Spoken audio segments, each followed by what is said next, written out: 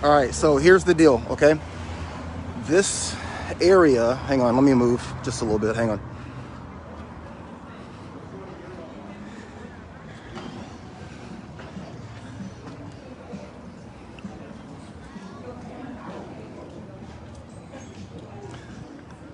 This area started out about like one city block, but it's actually expanded to take up about, I would say, about 3 blocks right now. So I'm gonna do a shot from back here so you can just kind of see what it looks like where the main road of Mississippi is blocked. Stand by.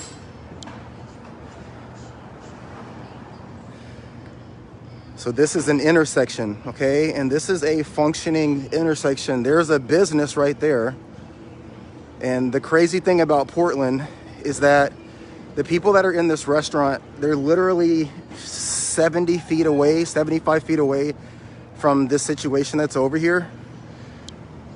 And it's almost like they're oblivious, you know what I mean? For the most part, like everybody that's here, like this is just normal shit to them, you know? And it's literal insanity. That whole area that I just walked through, there's multiple homes. There's a couple of apartment complexes. There's businesses, and literally there are people at the front of this this border, so to speak, and you have to get permission to go in. So when I was here working the other day, we were approached by 4 people. One person had a shotgun. I was watching the news yesterday. There were multiple people down here with ARs, with handguns, and the most interesting aspect. Well, I mean, I don't even know where to start. I don't know where to start. Our district attorney that's here, got something on my mask. My district attorney, since the beginning of the protest, has said that he will not prosecute anyone for violations of arson or disturbing the peace, interference with a police officer. There's a whole list of things that go along with like the protest movement that the district attorney has said that he will not prosecute for. I don't understand, like as a person who has been employed in various different jobs, I cannot go to work and say what I will and what I will not do. So the fact that our local prosecuting attorney has made it his mission and his decision that he's not going to do his job, how he hasn't been removed is absolutely beyond me. Aside from that, our mayor has a duty to the constituents of this city. He is bound by his office to do what is best for everybody that's here in Portland. The people who are not involved in this occupation, who have a house behind that border, the people that have a business on the corner right here, that business, this business here, all the businesses that are behind that border, he has a duty to protect those people. He has a duty to make sure that they have freedom to move in and out of their home. They pay rent, they pay their mortgages, right? But the mayor, for fear of what I can only assume is he doesn't want to be seen as not sympathetic to whatever cause comes up on whatever day of the week of whatever month, he chooses to not do his job. He could very easily pass this buck to the National Guard. He could reach out to the governor and say, listen, I don't feel comfortable in this situation. One of 2 things. I'm going to relinquish my position, or I'm going to call upon the governor to take care of this situation.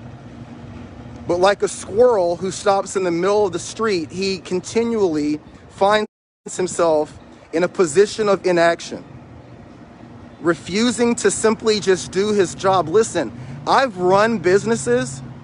I'm a father. I'm the head of a household. Every decision that you make is not going to be a popular decision. My kids fucking hate me right now. Okay? I get it.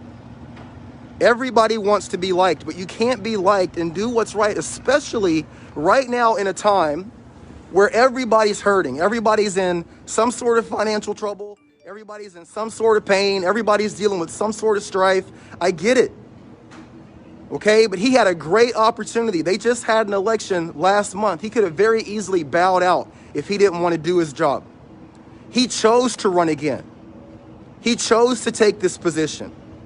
And for whatever reason, the leadership here in Portland, from the mayor to the chief of police to the district attorney to the commissioners, they absolutely do not want to do anything. And this type of attitude of protesting, shutting things down, cordoning off areas, destroying businesses, burning things down, that is just a part of the culture here. And I am as liberal as anybody else. I do not want to see people be oppressed. I do not want to see people be mistreated. I don't want to see people not be given a fair shake. But 9 times out of 10, and I've only been here since July, 9 times out of 10, the shit that they're protesting about has nothing to do with my people.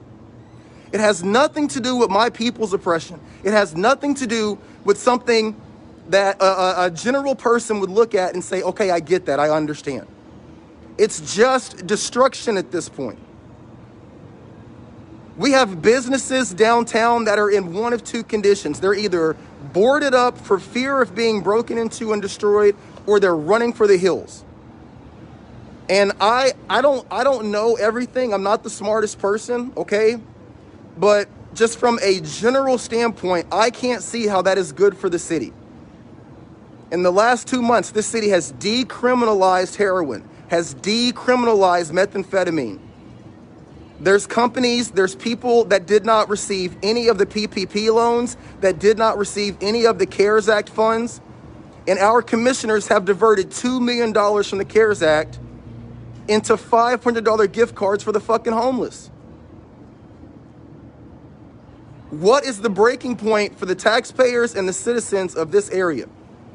Because right now, the message that's being sent is that if you want to destroy, if you want to burn down, if you want to create havoc, there is no end that the leadership in Portland will not bend over backwards towards to make sure that you have that opportunity.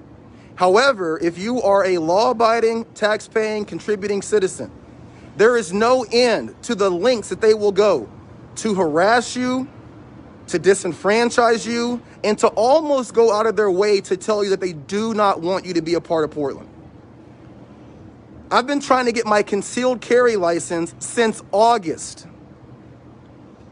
And the argument is that me, a disabled veteran who works in law enforcement, who's had a concealed carry license in 2 other states, I have to jump through all these hoops because Oregon is an open carry state. But the county of Multnomah decided it would pass a city ordinance that requires anyone who wants to open carry to have a concealed carry license.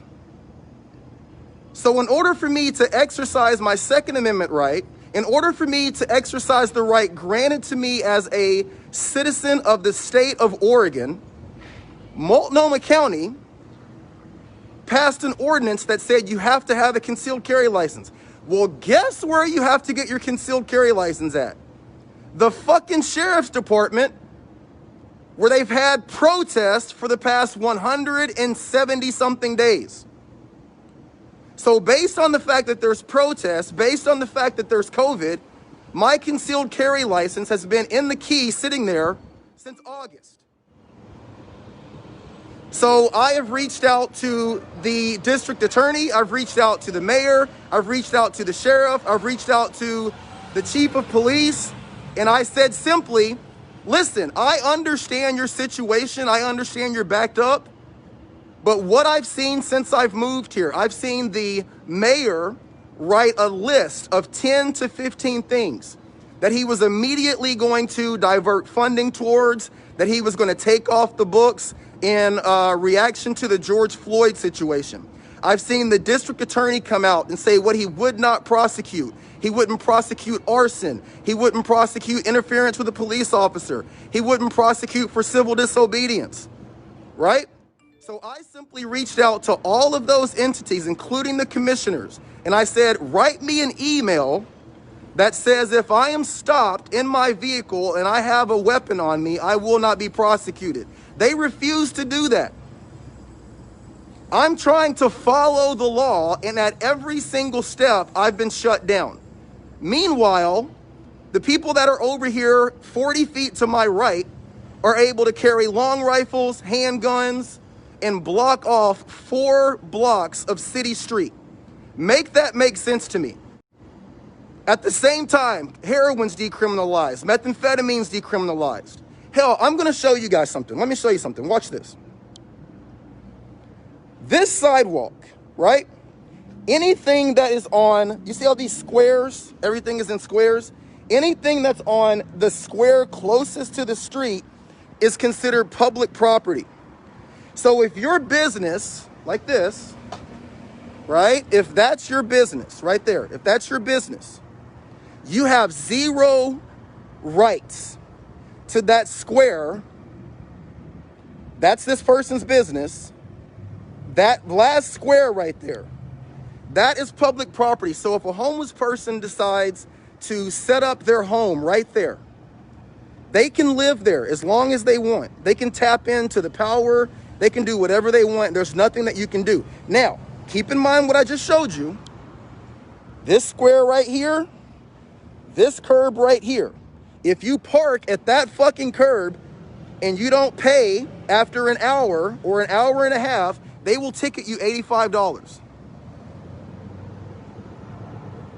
So the person that owns this business, that works here, that pays taxes here, that employs people, he has no right to say anything to the person that wants to live right there.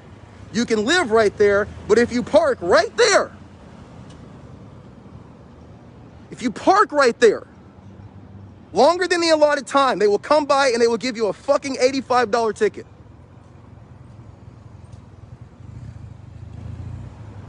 This is absolute insanity. This is not what I served my country for. This is not what I fought for. I'm a goddamn veteran. And I had to call I had to go through so many favors and reach out to so many people in high places for me to just get unemployment when the first part of the pandemic hit. And if I didn't have those connections, God knows what would have happened. There's people in this city right now that have still not got their first stimulus check, that have still not gotten any money from the CARES Act. And our commissioners have diverted $2 fucking million to the goddamn homeless. And they already get $300 million of our money every single year.